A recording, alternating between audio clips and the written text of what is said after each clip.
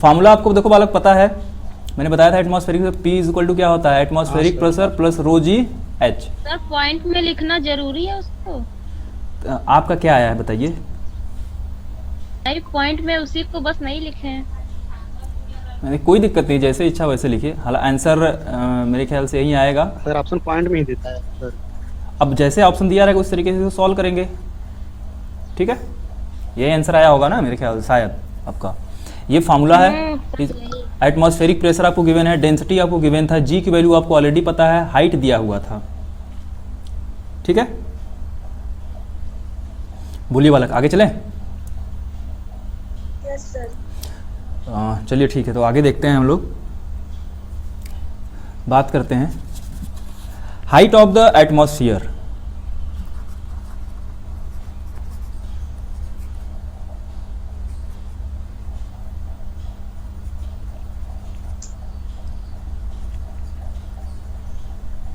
ठीक है, अपना जो अर्थ का जो एटमॉस्फियर है वो कितने हाइट तक है, ठीक है, क्योंकि अर्थ का एक एटमॉस्फियर है, उसके बाद क्या है, पूरा पूरा वैक्यूम है, ठीक है। तो जो अर्थ का एटमॉस्फियर है वो अर्थ के सरफेस से कितने हाइट तक होगा, हमको ये बताना है अब, ठीक है। तो देखिए कैसे निकालेंगे आप। अब फार्मूला पढ़े हैं P is equal to, formula पढ़े हैं P is equal to rho g h, ठीक है। तो ये atmospheric pressure is equal to लिखेंगे रो जी एच, हमको एच बताना है, तो एच इज इक्वल टू क्या लिखेंगे बालक, P A upon rho into g. अब देखो एटमॉस्फेरिक प्रेशर कितना होता है बालक, आपने पढ़ा है, कितना पढ़े हैं आप, 1 इंटू 10 के पावर 5 पास्कल, ठीक है। और बताइए डेंसिटी, देखिए जो अपने एटमॉस्फियर का जो डेंसिटी होता है वो होता है 1.29, ठीक है, केजी पर मीटर क्यूब। और जी की वैल्यू आपको ऑलरेडी पता है, जी की वैल्यू कितना लेते हैं हम लोग, 9.8 मीटर पर सेकेंड स्क्वायर। अब ये सारा वैल्यू यहाँ पुट करते हैं और अपने अर्थ का जो एटमॉस्फियर है वो अर्थ सरफेस से कितने हाइट तक है हमको मिल जाएगा। तो वैल्यू पुट करके सॉल्व करते हैं, तो 1 into 10 to the power 5 upon 1.29 into g कितना है 9.8। अब चलिए इसको फटाफट सॉल्व करिए, देखिए कितना आ रहा है।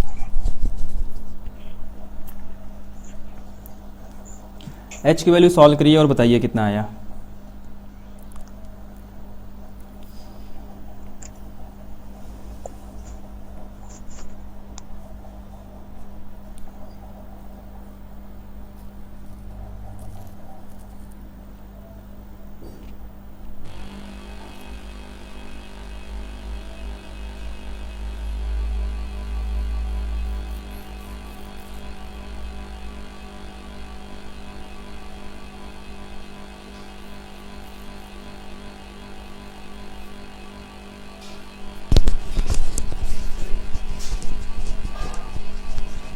कितना आया बालक, कोई सॉल्व करे।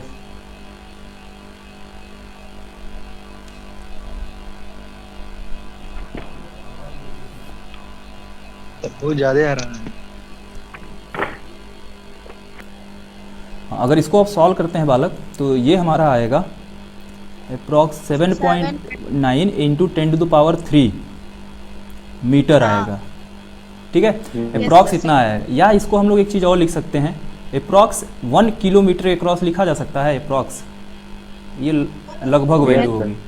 तो हमारा जो अर्थ का एटमॉस्फियर है वो क्या होता है, 8 किलोमीटर तक होता है, लेकिन एक्चुअली में इतना नहीं होता है, और ज़्यादा होता है। अब समझो क्यों ज़्यादा होता है, क्योंकि जैसे जैसे हम अर्थ सरफेस ऊपर जाएंगे डेंसिटी हमारा क्या होता है, एटमॉस्फेयर का डेंसिटी क्या होता है, घटता जाता है, ठीक है, जिसकी वजह से हाइट क्या होता है और ज़्यादा बढ़ जाता है। तो ये अप्रॉक्स 12 किलोमीटर तक होता है, ठीक है। हमने तो डेंसिटी कांस्टेंट रखा हुआ है ना, अपने एटमॉस्फेयर का डेंसिटी कितना लिया है मैंने, देखोगे तो 1.29 लिया हुआ है हमने, ठीक है। लेकिन ये हर जगह पे फिक्स नहीं होता है, जैसे जैसे आप ऊपर जाएंगे डेंसिटी हमारा क्या करता जाएगा, डिक्रीज़ करता जाएगा। जब डेंसिटी डिक्रीज़ करेगा तो हाइट जाहिर सी बात है क्या होगा, वो इंक्रीज़ करेगा। बोलो बात समझ में आ रही है। डेंसिटी हमारी एटमॉस्फेयर का डेंसिटी हर जगह कांस्टेंट नहीं है, जैसे जैसे ऊपर जाएंगे डेंसिटी हमारा कम होता जाता है एटमॉस्फेयर का। अगर डेंसिटी जाहिर सी बात है कम है तो हाइट क्या होगा हमारा, इंक्रीज़ करेगा, ठीक है। तो हाइट ये अप्रॉक्स 12 किलोमीटर होता है। ये तो हमने इसको न्यूमेरिकली इसको सॉल्व किया है तो 8 किलोमीटर आया और हमने डेंसिटी को फिक्स कर दिया है, ठीक है, तो आप यहाँ से निकाल लेंगे डेंसिटी। बात समझ में आई? Yes sir. आगे चलते हैं फिर, नेक्स्ट पेज पे चल रहे हैं बालक।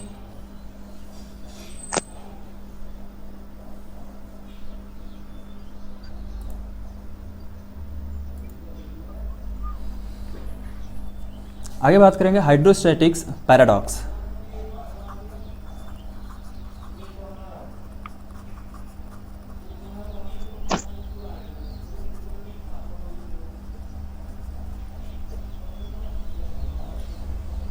ठीक है, हाइड्रोस्टैटिक्स पैराडॉक्स की बात करते हैं। देखिए क्या होता है ये, जैसे हमारे पास मान लेते हैं कि अलग अलग शेप के कुछ कंटेनर हैं इस तरीके से।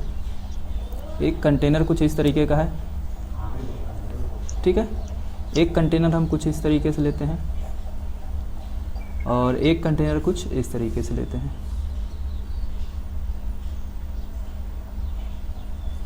ठीक है, और इन तीनों कंटेनर में सेम हाइट तक लिक्विड फिल करते हैं हम लोग। तीनों कंटेनर में क्या होता है, सेम हाइट तक लिक्विड को फिल किया जाएगा।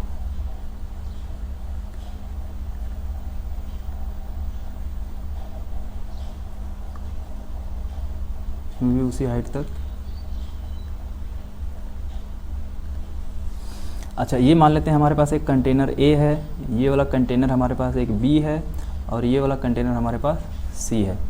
तो देखो इसमें सेम हाइट तक लिक्विड भरा है, लेकिन इनका जो बेस एरिया है वो हमने सेम लिया हुआ है। सबका बेस एरिया कितना है बालक, जो ये बेस का जो एरिया है तीनों कंटेनर का वो कितना है, सबका बराबर है और इसमें सेम हाइट तक लिक्विड भी भरा हुआ है। बट अगर आप कंटेनर के शेप को देखते हुए अगर आप चलेंगे तो क्या, जैसे कोई भी लिक्विड सपोज करते हैं अगर हमने पानी भरा हुआ है तीनों कंटेनर में, तो क्या तीनों कंटेनर में बराबर पानी आया होगा? नहीं सर।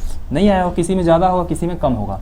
तो अब आपसे ये पूछा जाएगा भाई इनके सरफेस पे, तीनों कंटेनर के सरफेस पे प्रेशर कितना लग रहा होगा। मान लेते हैं अगर यहाँ प्रेशर PA है और यहाँ प्रेशर कितना है PB है और यहाँ प्रेशर मान लेते हैं PC है। तीनों कंटेनर के सरफेस पे बॉटम पे प्रेशर लग रहा होगा, जाहिर सी बात है लिक्विड का। ठीक है, तो प्रेशर किस केस में ज़्यादा होगा किस केस में कम होगा, आपको ये बताना है। अब सर फर्स्ट वाले में ज़्यादा होगा। फर्स्ट वाले में ज़्यादा होगा। कुछ कोई और कोई कमेंट करिए भाई। हाँ सर, फर्स्ट में फिर सेकंड थर्ड में। Yes sir. Yes sir. चलिए देखिए, अभी आपने एक फार्मूला पढ़ा था P = ρgh, ठीक है।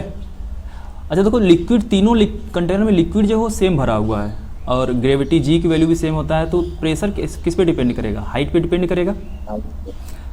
ठीक है, तो जिस केस में लिक्विड कॉलम का हाइट ज़्यादा होगा उस केस में प्रेशर ज़्यादा होगा और जिस केस में हाइट कम होगा उस केस में प्रेशर कम होगा।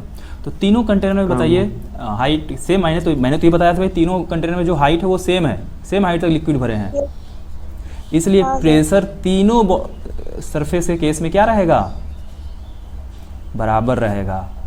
जो प्रेशर हमारा है वो कंटेनर के शेप या साइज पे डिपेंड नहीं करता है, ठीक है, या उसके अंदर कितना लिक्विड भरा हुआ है इस पे भी नहीं डिपेंड करता है, वो इस पे डिपेंड करता है कि भाई वो कितने हाइट तक भरा हुआ है। ठीक है, कोई भी लिक्विड हो, हाँ जी, मतलब सर अलग अलग लिक्विड होगा और हाइट सेम होगा तो प्रेशर सेम होगा। नहीं हमने बोला है तीनों में सेम लिक्विड भरे गए हैं। ठीक है। ठीक है, तो इस केस में यही होता है, इसी प्रोसेस को बोलते हैं क्या, हाइड्रोस्टैटिक्स पैराडॉक्स। तो सर तीनों में समान प्रेशर लगेगा? हाँ, तीनों में सेम प्रेशर लगेगा क्योंकि सेम हाइट तक लिक्विड भरे गए हैं। ठीक है बालक, इस वजह से प्रेशर सेम होगा। सर जब प्रेशर अलग अलग होगा तो क्या होगा? तब अलग अलग होगा। जिस केस में हाइट ज़्यादा होगा उसमें उस केस में प्रेशर ज़्यादा लगेगा, जिस हाइट में हाइट कम होगा उस हाइट में प्रेशर कम लगेगा। सर मान लीजिए लिक्विड सारे में सेम है और मतलब लिक्विड सारे में अलग अलग है और हाइट सेम है तो बालक अब डेंसिटी देखो, किस लिक्विड का डेंसिटी ज़्यादा है। ठीक है, तो मैं देखो यहाँ लिख दे रहा हूँ एक पॉइंट बना के कि भाई pressure is independent independent of the size and shape of the containing vessel.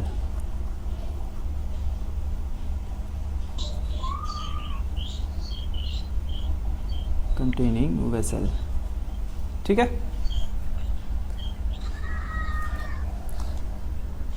चलिए बात समझ में आई? Yes sir. Good.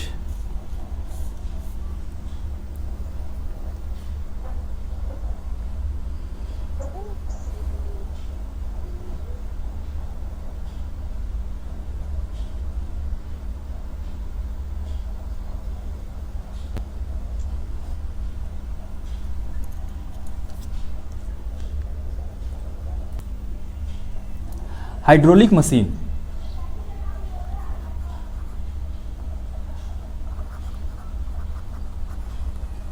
Hydraulic machine देखे हो कभी? Yes sir. कहाँ देखे हो?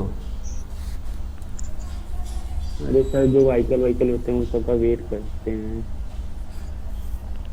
चलिए, हाइड्रोलिक मशीन क्या होता है, जैसे तुम लोग देखते होगे कि जैसे जहाँ पे ये फोर व्हीलर जहाँ धुले जाते हैं, ठीक है, जहाँ धुलाई होती है उनकी कार और की, तो वहाँ देखोगे तो वो लोग क्या करते हैं, उस पर खड़ा करते हैं और नीचे से एक ठो लगाते हैं, वो ऊपर उठा देता है उसको।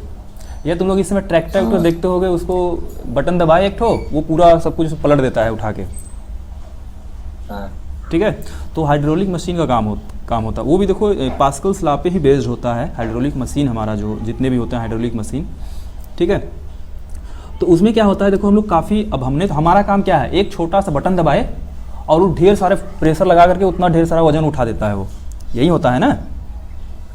हमने तो एक छोटा थोड़ा सा प्रेशर लगाया, या जैसे तुम लोग ये देखते हो जैसे कभी कोई गाड़ी पंचर हो जाती है तो लोग क्या लगाते हैं, उस पर जग लगा करके उठा देते हैं तुरंत, पहिया कितना भी भारी व्हीकल हो उठा देते हैं कि नहीं, पहिया एक साइड का पंचर बनाने के लिए। तो हमने क्या किया, वो जो जग लगाते हैं उसको जग बोलते हैं, जो लगाते हैं ना, तो उसमें क्या करते हैं, हमने थोड़ा सा उसको घुमाना शुरू करते हैं धीरे धीरे। मतलब हमने सोचो कि हम एक थोड़ा सा फोर्स लगा करके, अब हम तो बहुत ज़्यादा फोर्स अप्लाई नहीं कर सकते हैं, इंसान उस पर थोड़ा सा फोर्स लगा करके उतनी बड़ी बड़ी व्हीकल को उठा देते हैं। ठीक है, तो वो किसका कमाल है, हाइड्रोलिक मशीन का कमाल है। देखो कैसे काम करता है ये, थोड़ा सा इसका कंसेप्ट समझेंगे। देखो इसमें क्या होता है, मान लेते हैं कि एक, बस समझाने के लिए बना देते हैं थोड़ा सा एक,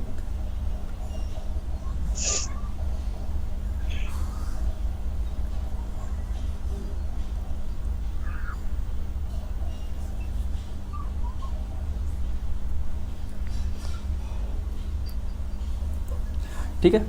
अब हमारे पास एक इस तरीके से ले लेते हैं और इसके अंदर कोई भी लिक्विड फिल कर देते हैं, हम लोग एक लिक्विड फिल कर देते हैं।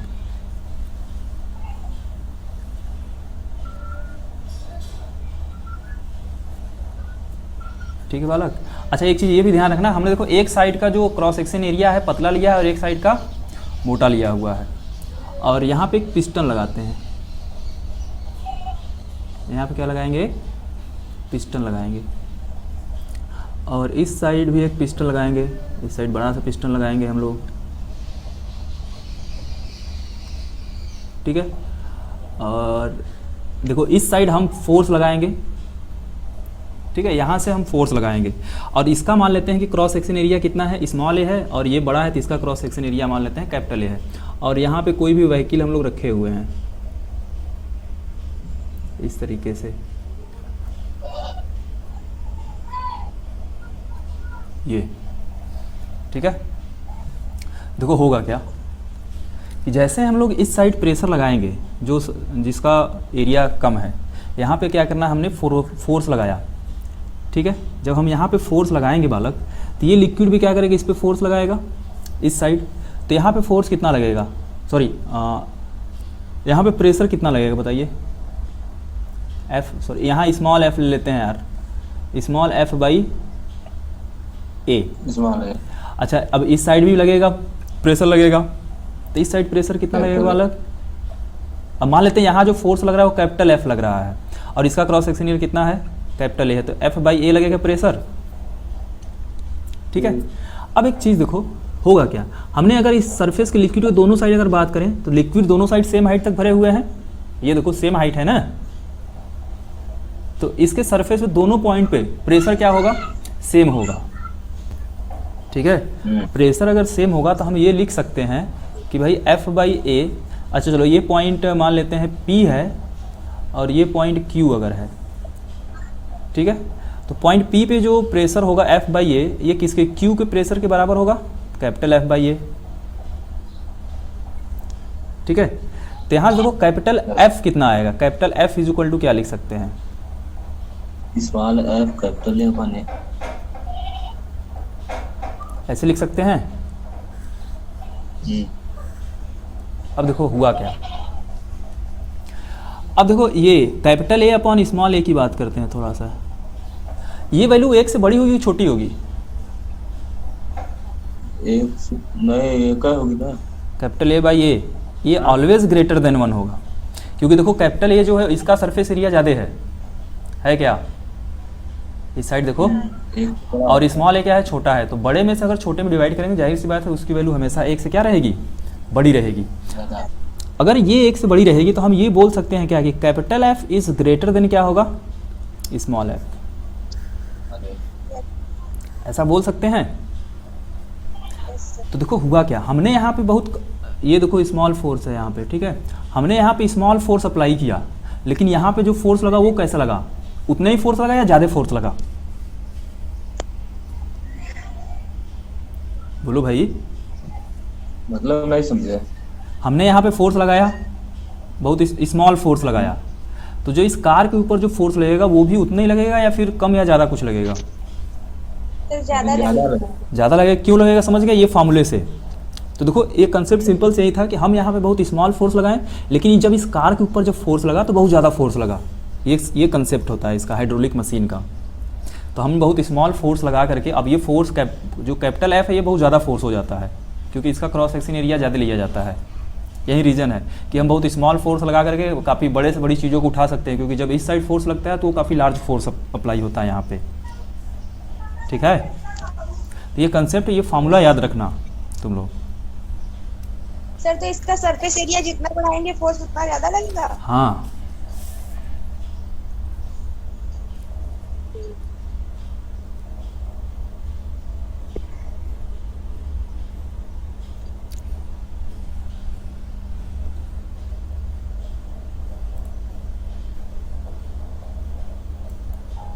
देखिए क्वेश्चन बोला है कि हमारे पास एक कार है, मास ऑफ कार दिया है कितना, 3000 kg, ठीक है, and hydraulic machine, area of cross section of piston carrying a car, मतलब जिस साइड कार रखा हुआ है उस साइड का क्रॉस सेक्शन एरिया, मतलब कैपिटल ए आपको दिया है कितना, 50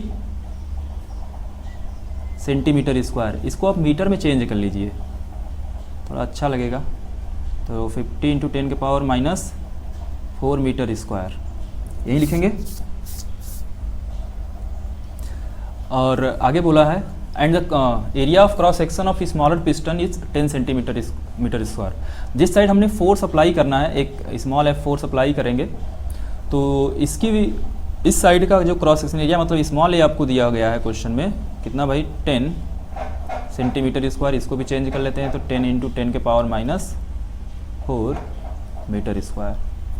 अब आपको स्मॉल एफ की वैल्यू पूछा है कि कितना फोर्स हम लोग लगाएं इस साइड कि जो यहाँ कार रखा हुआ है वो लिफ्ट हो जाए, मतलब ऊपर की तरफ उठ जाए, जबकि उसका मास दिया है 3000 kg। तो आप पहले ये निकालिए कि जो कार है इस पर कितना फोर्स लगा रहा होगा नीचे की तरफ। तो जाहिर सी बात है ये जो फोर्स लगाएगा, कैपिटल एफ फोर्स लगाएगा, ये अपने वेट के बराबर लगाएगा। ठीक है, तो कितना हो जाएगा बताइए, G10 ले लीजिए, तो 3000 × 10 कितना हो जाएगा, 30,000 न्यूटन का ये फोर्स लगाएगा कार। मतलब कैपिटल आपको दे दिया है, कैपिटल ए दिया है, स्मॉल ए दिया है, स्मॉल एफ निकालना है आपको, मतलब कितना फोर्स तब हमको अप्लाई करना होगा यहाँ पे ताकि ये कार लिफ्ट कर जाए या ऊपर की तरफ उठ जाए। ये मेरा 600 आया है। चलिए अच्छी बात है। तो देखिए हमने फार्मूला पढ़ा है कि भाई जो पहले प्रेशर होगा यहाँ बॉटम पे, दोनों साइड क्या होगा, सेम होगा, तो F/A इज इक्वल टू लिख सकते हैं कैपिटल F/कैपिटल ए, यही है। तो हमको निकालना क्या है, स्मॉल एफ। तो यहाँ से देखिए स्मॉल एफ की वैल्यू कितना होगा भाई, तब small A upon capital A into capital F. अब पूरा वैल्यू आपको दिया गया है, तो स्मॉल ए कितना है 10 into 10 to the power -4 upon 50 into 10 के पावर -4 इंटू कैपिटल एफ दिया है आपको 3000, 20,000। ओ सॉरी 30,000। तो 10 के पावर -4 ये कैंसिल हो गया, ये इससे कैंसिल हो गया। अब इसको 5 से 30,000 कैंसिल करके कितना आएगा 6,000। न्यूटन। तो देखो हमने क्या किया, 30,000 न्यूटन का फोर्स लग रहा था वहाँ पे, जो वेट है उसका 30,000 न्यूटन, ठीक है, इस कार का। लेकिन हमने मात्र 6,000 न्यूटन का फोर्स लगा करके उसको क्या कर दिया, लिफ्ट कर दिया, ठीक है। तो ये हमारा है कमाल किसका, हाइड्रोलिक मशीन का। चलिए नेक्स्ट पेज पे चलें। Yes sir.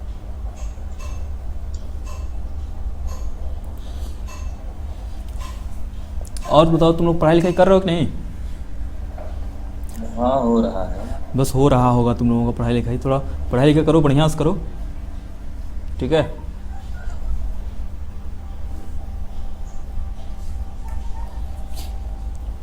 चलिए इसके बाद वाला हमको पढ़ना है आर्किमिडीज प्रिंसिपल, ठीक है।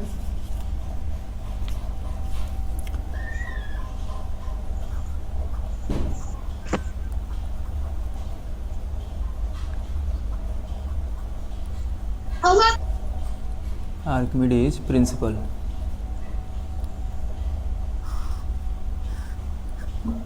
तो कोई आर्किमिडीज प्रिंसिपल के बारे में जानता है, क्या होता है आर्किमिडीज प्रिंसिपल? सोचो तुम लोग इसको क्लास 8 में पढ़े रहे होगे, आर्किमिडीज का प्रिंसिपल। ये बच्चे क्लास 8 में पढ़ लेते हैं आर्किमिडीज प्रिंसिपल। जब आप 8th स्टैंडर्ड में रहे होंगे तभी आप ये पढ़ाई पढ़ लिए होंगे।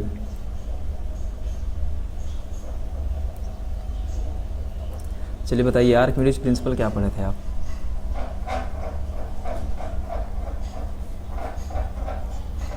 सर